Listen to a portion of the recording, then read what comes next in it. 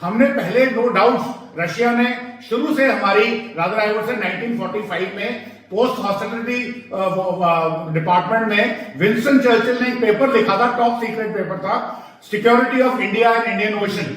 उसमें उन्होंने बोला था कि रशिया को हर हालत में कंटेन करना है अगर हम भारत को इंडिपेंडेंस देते हैं। तो उसके बड़े दूसरे बातें थी, मतलब उसको तो एंटी रशिया स्टांस जो था after world war II between UK and US तब से था। तब से भारत उनका दोस्त है। भारत की लीडरशिप, चाहे वो नेताजी सुभाष चंद्र बोस के बारे में आप जानते हैं कि वो पहले कैसे गए, रशिया में गए, क्या हुआ, तो उधर साथ थे।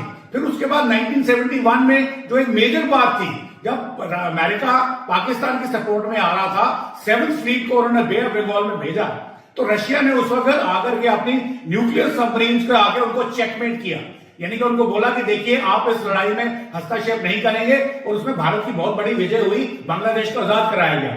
फिर उसके बाद जब हमने न्यूक्लियर परमाणु बम का परीक्षण किया, तब भी रशिया ने हमें क्रायोजेनिक इंजन दिए, जब दुनिया भर मना कर रही थी।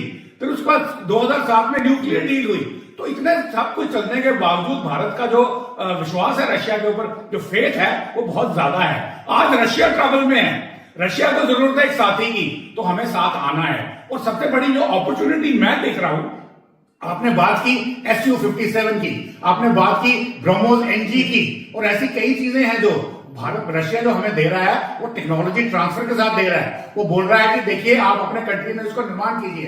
हालांकि हमारा तेजस प्रोग्राम है, परंतु जो हमारी सुरक्षा की रिक्वायरमेंट है उसमें एक गैप है, और वो गैप जब तक तेजस आएगा तब तक ये Su-57 हमारे लिए बहुत एक गेम चेंजर सिद्ध होगा।